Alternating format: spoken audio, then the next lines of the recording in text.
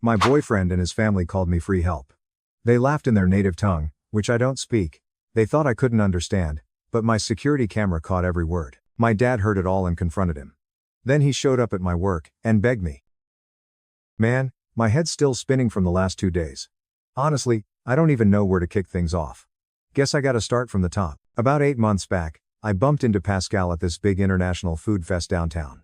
Me and my roommate, Juniper, were grubbing on all sorts of stuff. He was slinging these killer pastries from his home country. Somewhere in South America, not gonna drop names. He had this accent that just got me, and not gonna lie, I thought he was a total cutie right off the bat. We got to chatting while I waited for my order, then, boom. He hands me an extra pastry for free with his number scribbled on a napkin. Seriously, like something straight out our rom-com. I was totally flustered. We hit it off over text for a few days, then started officially dating. Everything was awesome at first, seriously. He was super sweet and paid attention, always saying nice things and wanting to hang out. He'd spill the beans about his culture, how it was different back home. His English was spot on, but that accent? Totally got me. After about a month, he started crashing at my apartment more and more. It's just a small, one-bedroom spot, but I'm super proud of it cause I've been footing my own bills since I was 20. My job's just office admin, not my dream, you know? But I was always straight with Pascal about my situation. Told him early on, I got bigger plans than sticking with this gig forever. I ain't from a family that just hands you everything. So, after a couple of months, Pascal was pretty much living with me full time. It kinda snuck up on me, so I didn't think much of it. One day, all his stuff was just there, and he wasn't going back to his place. Back then, I was actually stoked. I really liked him and thought we were building something serious. The first big red flag I totally missed, and yeah, I'm laughing about it now, cause it's wild, was that he never once offered to chip in for rent or bills. When I finally brought it up around the 3-month mark, he hit me with, I still don't have a steady job. You know how tough it is with a visa. And honestly, I bought it. I really did. Dealing with immigration stuff is a nightmare, and I wanted to be there for him. But then, he started dropping these little comments. At first, they were low-key. You swear a bunch. Ladies back home don't talk like that. Or, your clothes are super American. Man, you laugh loud. I brushed them off as just cultural differences, you know? But then they got more constant and sharper. He'd say stuff like, you wouldn't last with us back home, women there know when to zip it. Or he'd shoot me dirty looks when I spoke during dinner with his buddies. All this time, our money situation wasn't getting any better. He'd snag a few food delivery jobs here and there, but most days, he was just chilling at my desk, playing games on my laptop while I was at work. I'd drag myself home, wiped out after a 9-hour shift, and he'd be like, what's for dinner? And, somehow, I just cooked it. Looking back, I'm kicking myself for letting things get so out of whack. About a week ago, one night, I finally mustered up the guts to say something like, look, I'm kinda getting tired of footing all the bills by myself. And holy cow, you guys, his reaction was off the charts. He instantly got all huffy and defensive, spitting out, so, you don't trust me? I thought we were building a future, and you're nickel and diming me like some store clerk. After that talk, I felt like total crap, like I was the bad guy for even mentioning it. He gave me the silent treatment for 2 whole days, and I actually ended up apologizing to him. Seriously, what was wrong with my brain? Jump to this past weekend. Pascal tells me his folks are in town for a few days, and he wants them over for dinner. I was actually kinda hyped to meet them, but then he started laying down the law. Don't be too loud with your jokes. Don't be disrespectful. Be nice and proper. My mom's super traditional. I spent the whole day scrubbing the apartment, whipping up 3 different meals, even one from his country that took me ages to nail. I was totally stressing about making a good impression. By the time they showed up at 7:00 p.m., I was beat, but still plastered on my best smile. His parents were polite. Yeah, that's the best I got. They smiled and nodded at me, but something felt real weird from the second they stepped in. Almost right away, they started talking to Pascal in their language. And not just a quick chat. It was like 80% of the whole night. Even sitting across from me at the dinner table I'd slaved over, I tried to stay upbeat and involved, just smiling and nodding like a total dweeb, understanding zilch. Pascal would throw me a translation now and then, but it was always super vague. Like, oh, they're just gabbing about our cousin's new baby. Or, they're hashing out some family stuff. Mid-dinner, I suddenly remembered I forgot the cream and lemons for dessert. I told Pascal I'd make a quick dash to the corner store and be right back. They all nodded and kept on chatting as I grabbed my keys and headed out. When I got back, Maybe 15 minutes later, they seemed to change the subject real fast. The rest of the night played out pretty much the same, me trying way too hard, them speaking their language, Pascal acting kinda off around his folks. They finally bounced around 11 o'clock p.m., and I was so wiped, I just hit the hay. The next morning, I was brewing coffee, and then it hit me. About a year and a half ago, my laptop and some bling got swiped during a break-in at my place. After that, I put up 2 little security cameras. One in the living room pointed at the front door, and another in the kitchen. They're not hidden or anything, just small, regular cameras on shelves I bought from Amazon. I don't really check them much anymore, they're mostly just there to give me a little peace of mind. But standing in my kitchen, a thought popped into my head. I could actually listen to what they were saying when I went to the store. At first, I felt kinda creepy about it, like maybe I was invading their privacy. But then I snapped myself out of it. 1. It's my apartment. 2. The cameras aren't hidden. And 3. They were literally sitting in my home gabbing about who knows what while I wasn't there. So, I grabbed my phone and opened the security app. I found the video from last night, around 8 o'clock 30 minutes p.m., when I'd popped out to the store. For a bit, it was just the usual, them talking in their language, munching on my food in my place. But then, about 2 minutes after I left, the vibe changed. I could tell from how they moved and their voices that something was up. I couldn't get a single word, but I could feel the shift in mood through the screen. His mom was talking way more animatedly, pointing towards the kitchen where I'd been cooking all day. His dad was nodding and chuckling now and then. And Pascal, man. Pascal was just smiling and nodding along with whatever they were saying. I was stumped on what to do with the video, since I couldn't understand a peep. But then I remembered this online service that turns audio into text and translates it. I'd used it for work before, so I grabbed the video clip and sent it over. About an hour later, I got an English transcript back. And honestly, you guys, I wish I never hit translate. His mom had said, she's not exactly a looker, but she does clean up after you good. Then she chuckled and added, well, at least she knows her place. His dad chimed in, she's like a live-in maid, for free. Smart move, son. And Pascal, the guy I'd been footing the bill for, cooking for, cleaning up after for months? He laughed and said, she's useful. The place is always tidy. Food's always on the table. American girls? So easy to play. Just make him feel crummy for asking for stuff, and they'll hand over anything. There was even more, way worse stuff. But I can't even type it out without feeling like I'm gonna throw up all over again. They dissed how I looked, my job, my apartment, even the food I'd spent all day making. All while sitting at my table in my own damn home. The part that really twisted the knife was that through their whole chat, Pascal didn't defend me once. Not a single hey. Don't talk about her like that. Or I actually care about her. Nope, he joined right in. He laughed with them. I just sat there, glued to my phone screen for what felt like forever. My brain kept replaying every single one of those little harsh comments he'd thrown my way over the months. All those times he made me feel like I wasn't good enough, or didn't stack up against the women from his country. It all clicked now. He never respected me. I was just handy. He's still conked out in my bed right now, while I'm typing this. He has no clue that I know. I'm sitting here in my kitchen, the very kitchen where his family was snickering about me, trying to figure out my next move. I know this has to end.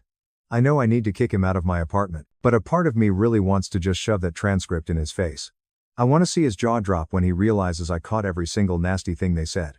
Anyway, that's my vibe right now. A woman who apparently spent 8 months being some guy's free cleaning lady, thinking she was in a real relationship. I feel like such a fool. Update. He just woke up and asked what I was doing. I mumbled, just checking emails. He leaned over and pecked the top of my head, and now he's in the shower. I think I'm gonna start boxing up his stuff while he's in there. I don't want him under my roof for another night. First update. First off, a huge shout out to everyone who dropped a comment on my last post. Seriously, I didn't expect so many messages, and I soaked up every single one while hiding out in the bathroom yesterday morning. So, a lot has gone down in the past 36 hours. I'm tapping this out from my buddy Juniper's couch. Like, 2 o'clock a.m. 'Cause I couldn't catch any sleep, and I gotta bring you all up to speed.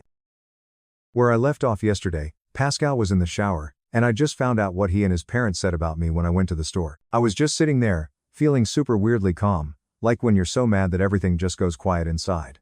That feeling? It vanished when I heard the shower turn off. I dropped my phone and zoomed straight to the bedroom. I grabbed 2 black trash bags from under the sink and just started stuffing his things. Not neatly, nah. I was just chucking clothes, shoes, His dumb gaming headphones, everything, into those bags. There wasn't even that much, to be honest, 'cause he came into my life with basically nada. I found the little box where I kept our photos together.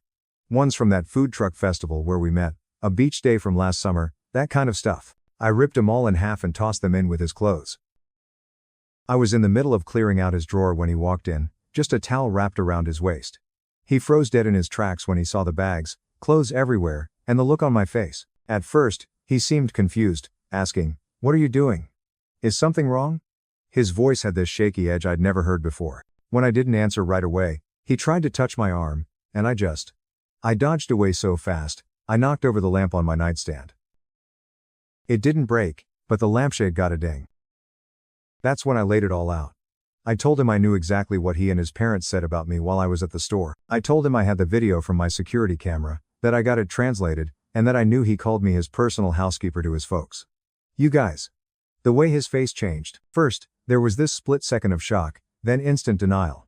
He tried to say I must have misunderstood the translation, that I didn't get the cultural stuff, that they were just joking around. When he realized I wasn't falling for it, he totally changed his tune. He got all angry and started yelling about how I was spying on him. How I invaded his privacy by recording his private chat with his parents. Like, in my own home. On cameras that were clearly mounted on the wall. And have been there since before I even met him. I stayed weirdly calm, just kept packing his stuff while he went off. That seemed to tick him off even more. He grabbed my wrist hard and pulled me away from the bags, saying I was nuts, that I was overreacting, that this was why women from his country were better. They didn't go all hysterical over nothing. That's when my calm snapped. I yanked my arm back so hard that his fingernails scraped my skin. I shoved him away from me and told him to get the heck out of my apartment. I told him he had 20 minutes to get dressed, grab his things, and leave, or I was calling the cops. He called me crazy and said I'd be nothing without him. Then came the part that actually made me laugh. He said I was throwing away the best thing that ever happened to me. The best thing? A dude who badmouthed me to his parents, who didn't contribute squat, who treated me like his personal maid. I told him that was rich coming from someone who'd been freeloading off me for months. I reminded him that everything he'd been enjoying was actually mine. My apartment, my food, my Netflix, my everything. I told him he was a leech, not a boyfriend. That really got under his skin. His face went all red, and for a second, I thought he might hit me. Instead, he snatched the bags I'd packed, stormed into the bathroom to get dressed, and came out a few minutes later, fully clothed, but still fuming. As he was leaving, he kept trying to get the last word in, saying I'd regret this, that I'd be calling him, crying, in a few days, begging him to come back. He said no one else would put up with me. I just opened the door wider and pointed him out. The last thing he did before leaving was knock over the little table by the door, sending my keys and mail flying across the floor. Then he stomped out, slamming the door so hard that my neighbor across the hall poked their head out to see if everything was okay. After he left, I just crashed on my living room floor for like an hour. My wrist had these red marks where he grabbed me, and they were starting to bruise. That's when it really hit me how messed up things had gotten, how I'd let someone treat me like that for months. I cried for a bit, not even sad tears, really, more like relief mixed with pure anger. Then I switched into get it done mode. I shot my friend Juniper a text and gave her the quick version of what happened. She immediately offered to come over, but I needed some alone time first. I went around the apartment, gathering anything Pascal might have left behind. Found his extra phone charger, a couple of books, and a jacket in the closet. I put them all in another bag by the door. Then I called a locksmith. It cost me $275 for an emergency Sunday service call, but by 6:00 p.m., I had new locks on my door. Worth every single penny, honestly. Around 8:00 p.m., the texts started rolling in. First, it was just one. "You're making a huge mistake."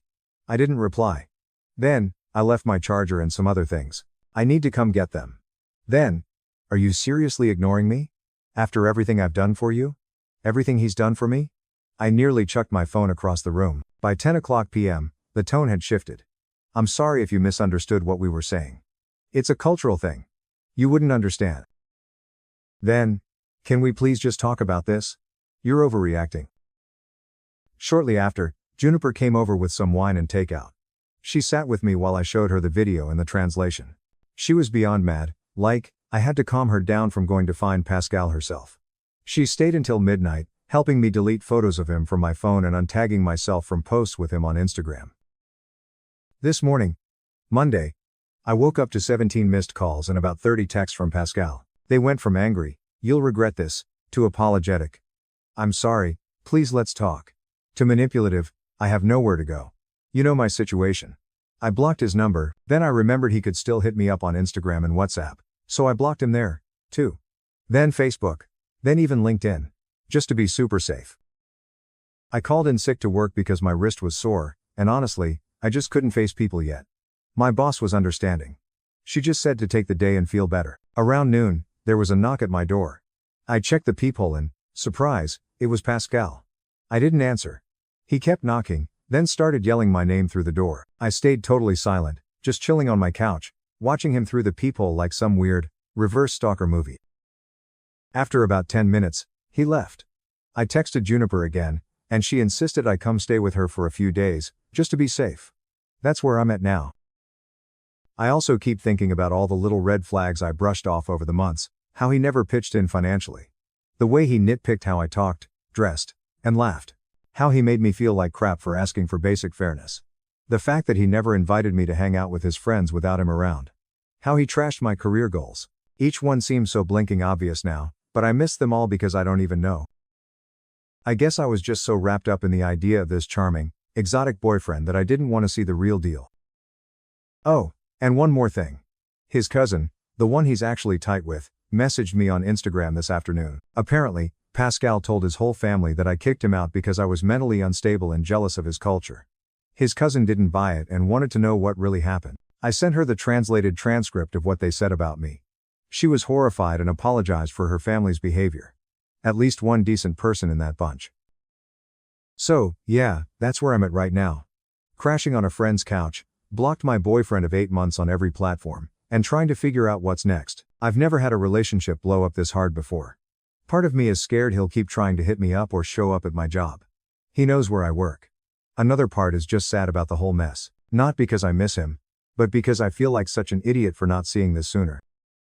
Juniper thinks I should file a police report about him grabbing my wrist, just to have it on record in case things get worse. I'm not sure if that's even needed, but maybe she's right to be careful. Actually, any of you guys been through something like this? How long did it take your ex to stop trying to contact you? Should I be worried about him showing up at my workplace? Am I making too big a deal out of all this? Anyway, that's my update. Sorry it's so long and messy. My brain is still doing gymnastics trying to process everything. Second update. First off, a massive thank you to everyone who dropped advice and support on my last post.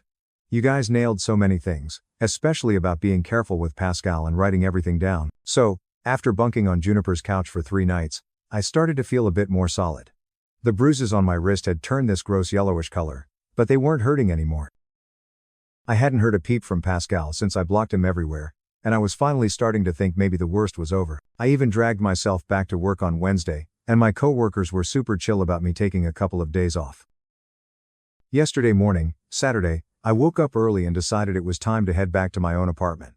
Juniper offered to tag along, just to make sure everything was cool, but I told her I'd be fine. I grabbed a coffee on the way home, eyeing my surroundings the whole time like some spy movie character, totally paranoid, laughed my ass off. When I finally got back to my place, everything was exactly how I'd left it.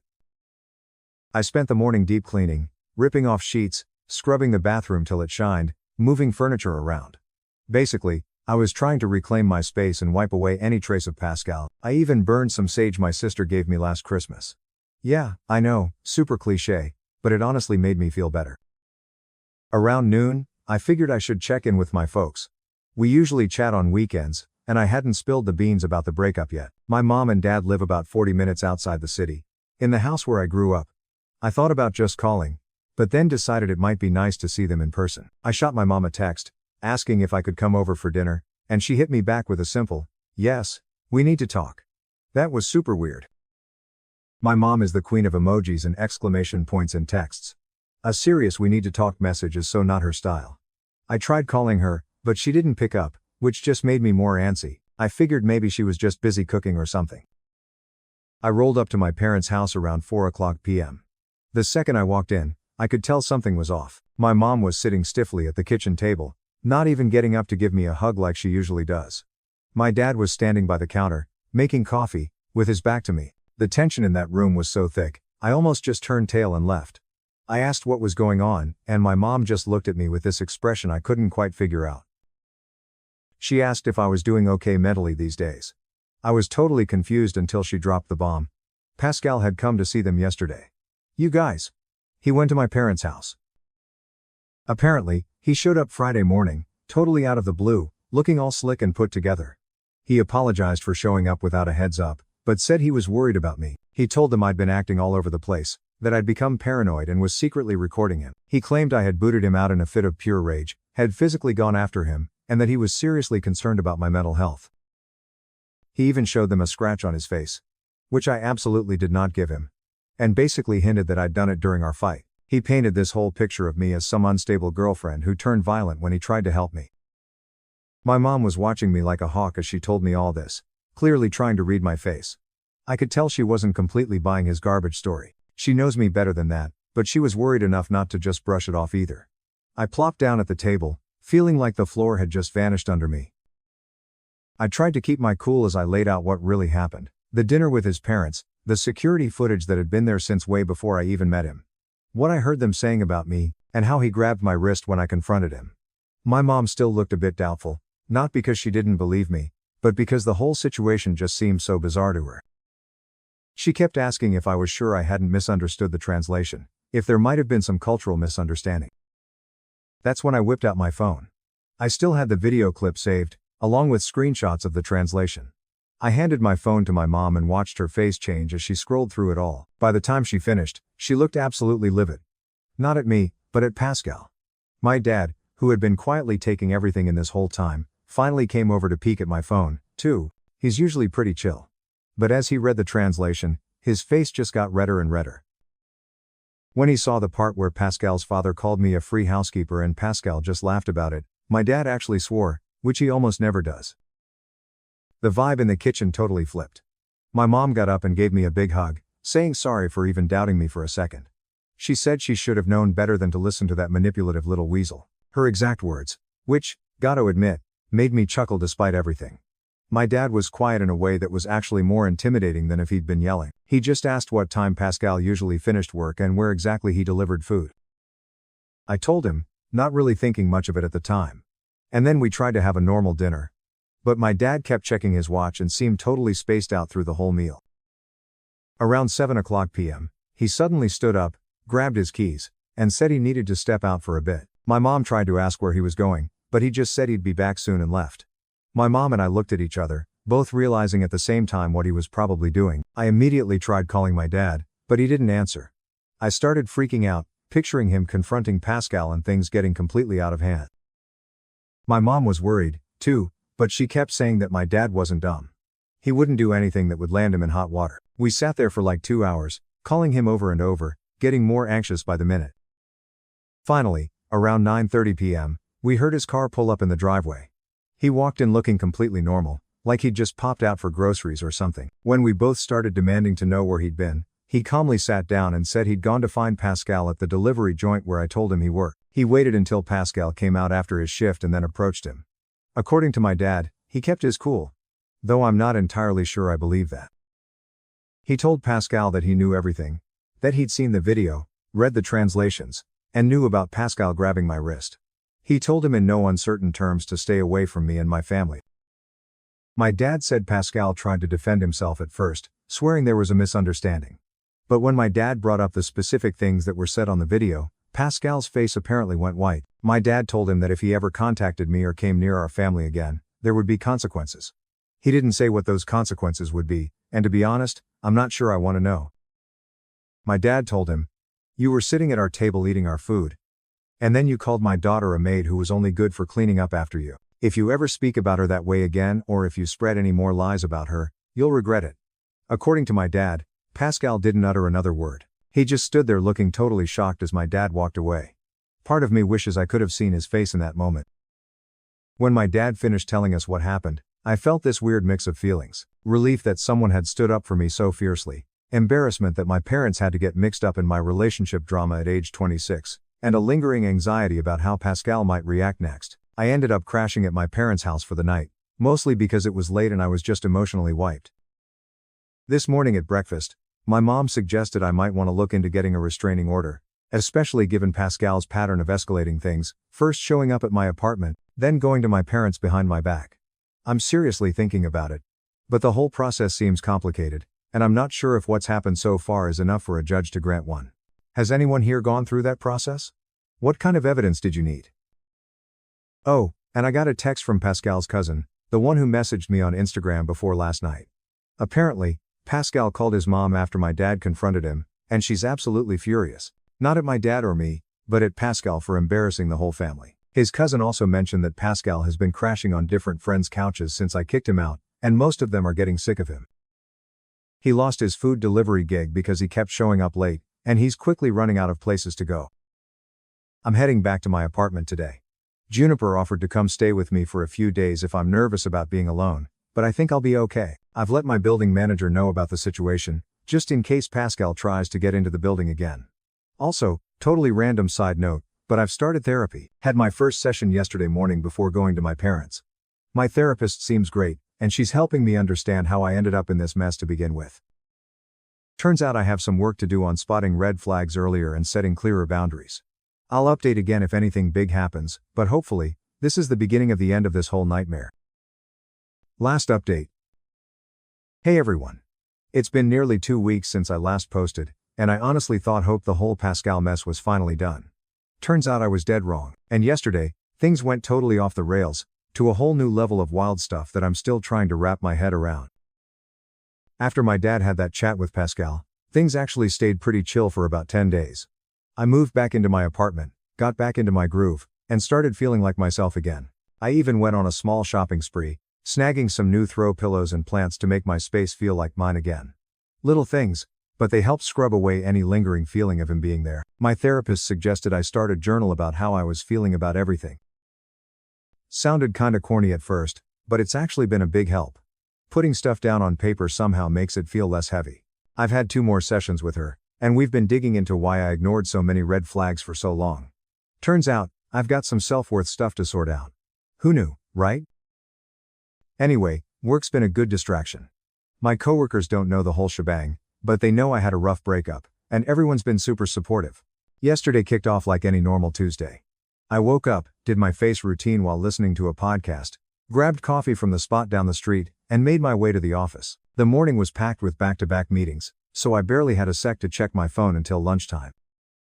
When I finally looked at my phone around 1:00 p.m., I saw 3 missed calls from a number I didn't know, and a voicemail. I popped into the break room to listen, and the second I heard his voice, my gut clenched. It was Pascal. And he sounded off. His words were a bit slurred.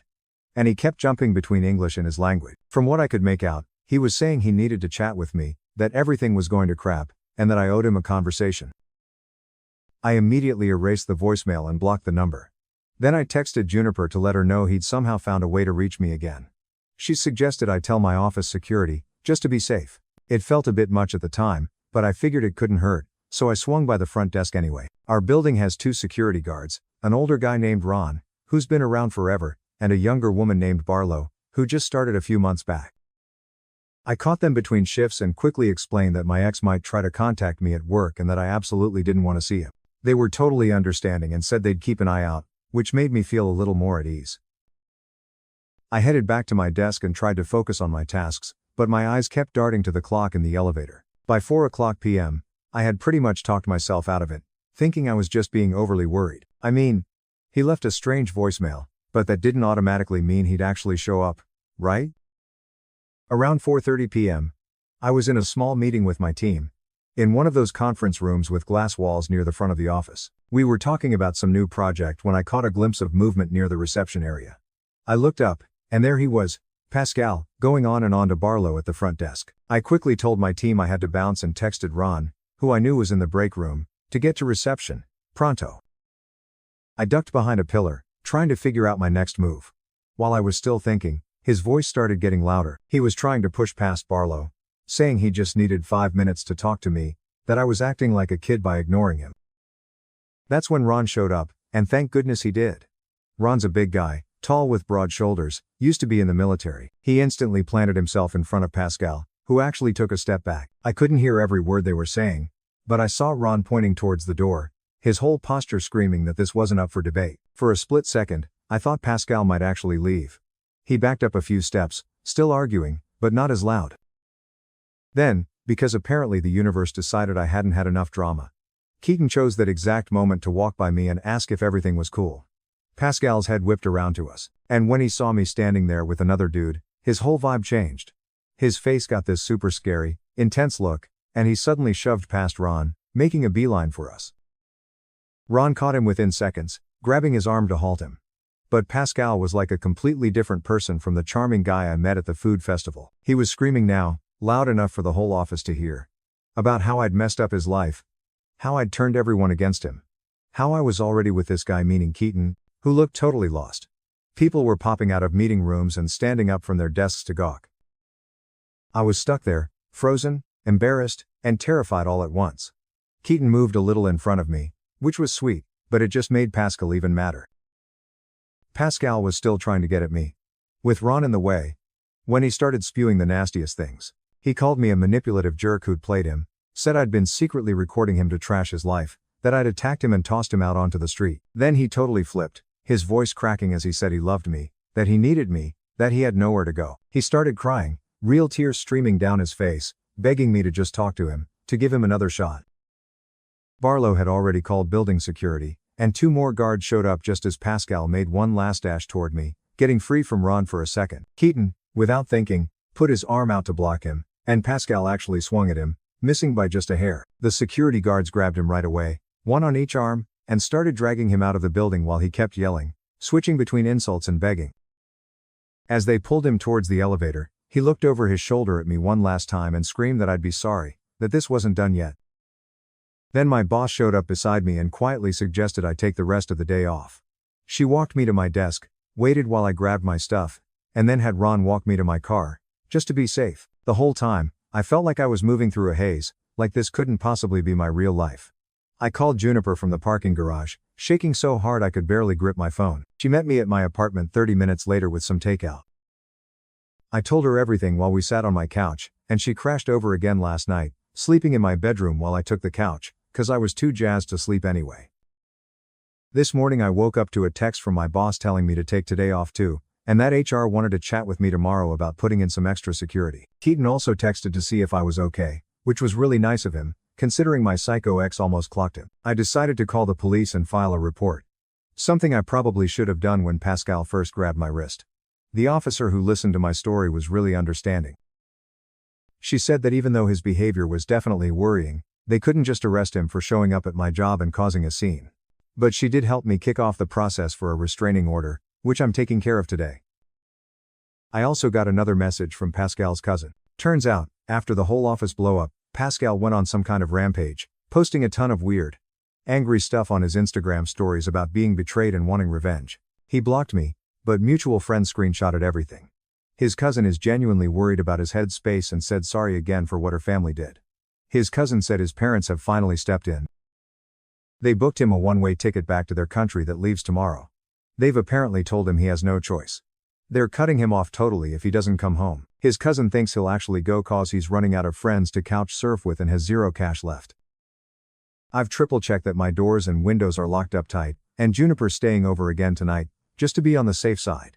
So, that's the scoop right now. I'm still trying to process everything, still a little on edge, but I also feel more sure than ever that I did the right thing by ending things. If his cousin confirms he actually hops on that plane tomorrow, I'll finally be able to chill out and breathe easier.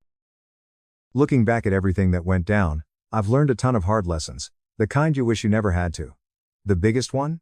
Trust your gut and don't ignore those little red flags. I brushed off so many warnings, the money stuff, the sneaky put-downs, him making me feel bad for just asking for what was fair.